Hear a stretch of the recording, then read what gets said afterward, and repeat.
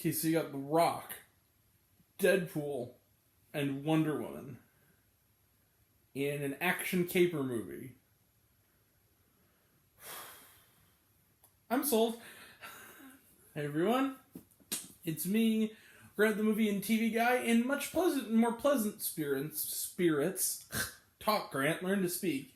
It's only been 28 years on this planet almost. Movies and TV is what we do here, and today we are talking about a movie that is playing in a few theaters, I think. It's also streaming on Netflix. It actually played in theaters last week. None near me, so I waited to watch it on Netflix. And I'm glad I did. I quite enjoyed it. And that movie is Red Notice.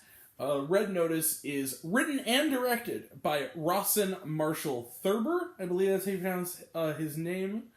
If not, my apologies, Mr. Thurber. His first film, weirdly enough, is an all-time favorite of mine, but totally out of left field, which is Dodgeball, a true underdog story. Great movie. Then he did Mysteries of Pittsburgh.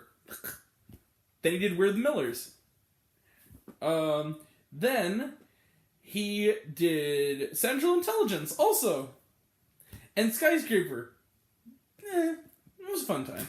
And now he's doing Red Notice, which reunites him for the third time now with Dwayne Johnson, who plays Special Agent John Hartley.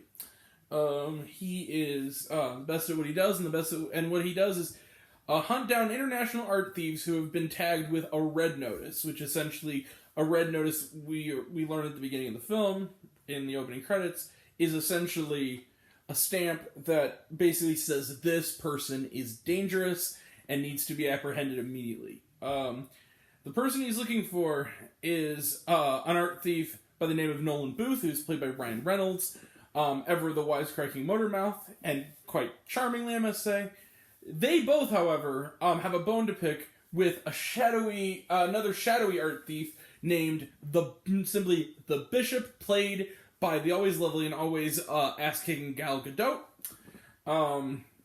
who is the greatest art thief, much to Ryan Reynolds' chagrin. He wants to take her down by getting a mysterious artifact known as the third egg of Cleopatra, a Fabergé egg that was given to her allegedly by her lover Mark Antony. After having a very, very bad double cross with the Bishop that lands him framed for the theft and put in jail, John Hartley cracks a deal with Booth, rather. He basically says, we're going to go do this. I'm going to prove my innocence, take the Bishop away in handcuffs. You get to keep the egg and the glory and become the world's greatest art thief. I get to get my man, or in this case, woman, to jail and clear my name. Let the globe-trotting mayhem and lighthearted chuckles ensue, rather. Learn to talk, Grant. That's a lot. I'm going to say this. Maybe I'm being slightly generous to this movie, since the last movie I witnessed was one of the biggest atrocities I've ever seen. I kind of liked Red Notice. Now, it is not a perfect movie by any means, and if you want a movie that is logical, go to the next continent, my friends. But Red Notice, for what it is, a national treasure type caper comedy, is a ton of fun. And I think what makes it work is the three leads. And just the globetrotting locations.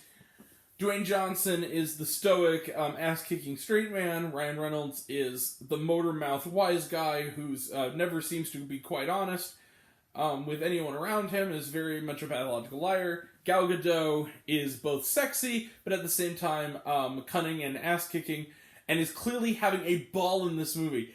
One of the best actors of this movie, weirdly enough to me, was Gal Gadot, who in this movie clearly is playing the very inverse of Wonder Woman and is having a blast doing it. There's a scene where she's interrogating Dwayne Johnson and basically electrocuting his and is doing it really going downtown, singing Petula Clark's Downtown with these electrodes, and it's just, you just see this spring in her step. You can just tell that she's really having fun playing this role, playing this kind of mysterious femme fatale. But the other thing, though, I love about the movie is, again, that it's kind of a big cartoon, But it's a big cartoon that has energy. This is apparently the biggest budget Netflix movie. I think it was going to be a Legendary production, and then it went to Netflix, and it ballooned into $200 million. This is like the most expensive Netflix movie, and I honestly want a sequel. Now, if there's one thing I'll say, it gets a little repetitive in the middle. I think that there's only so long that you can have sort of this dynamic of Dwayne Johnson trusting Ryan Reynolds screwing him over before you start to question, like, dude, you're supposed to be an FBI agent.